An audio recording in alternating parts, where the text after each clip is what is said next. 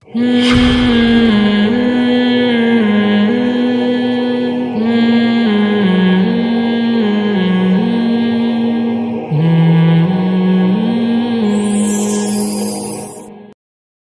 نماز کیوں فرض ہے ہمارے اوپر؟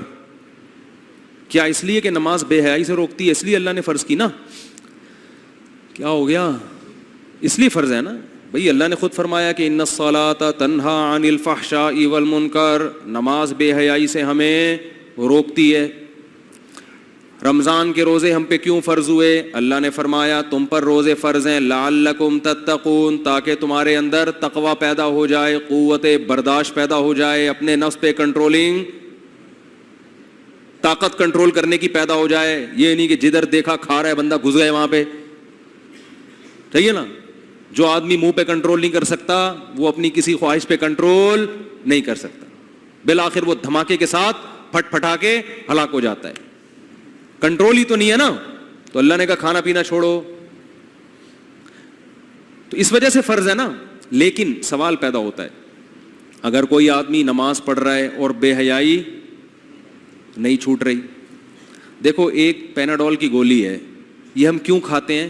تاکہ بخار اتر جائے۔ ہم کھا رہے ہیں بخار نہیں اتر رہا، ڈاکٹر کہے گا پیناڈول چھوڑ دے، انجیکشن لگوا لے، یہی کہے گا نا؟ کیا خیال ہے بھائی جان؟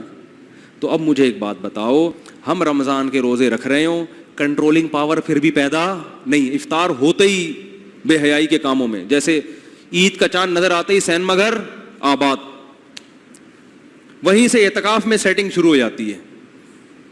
تو کنٹرول تو بالکل بھی نہیں ہے۔ آج کل کوئی روزہ رکھ کے کوئی ایک گناہ چھوڑ دے، کسی کو دیکھا آپ نے؟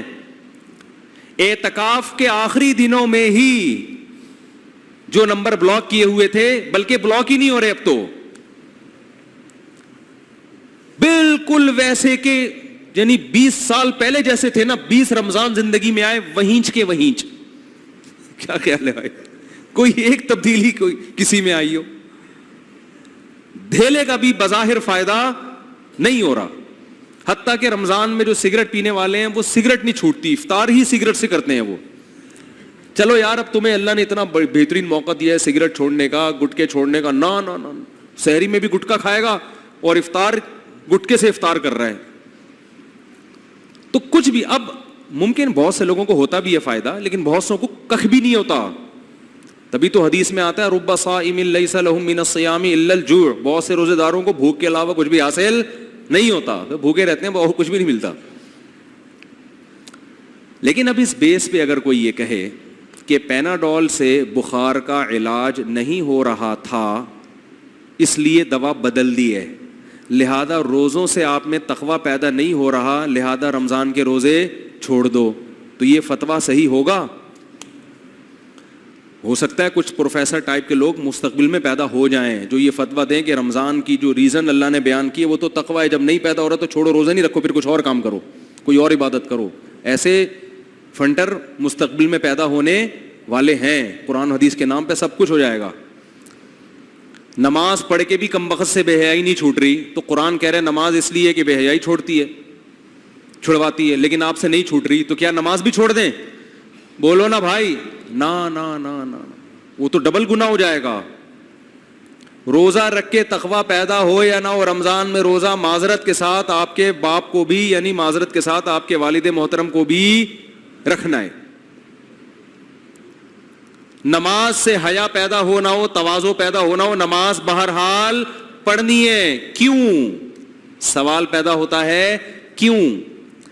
اس لیے کہ رمضان سے جو تقویٰ پیدا ہوتا ہے تو تقویٰ رمضان کے روزوں کی حکمت ہے، علت نہیں ہے۔ علت کہتے ہیں اصل ریزن جس کی وجہ سے روزہ فرض ہے، وہ روزہ فرض جو ہے نا وہ اس وجہ سے ہے کہ قرآن کی یہ آیت ہے کتب علیکم الصیام، تم پر روزے فرض کیے گئے۔ یہ آیت رمضان کے روزوں کو فرض کر رہی ہے، اور بے حیائی کا چھوٹنا اس فرضیت کی حکمتوں میں سے ایک حکمت ہے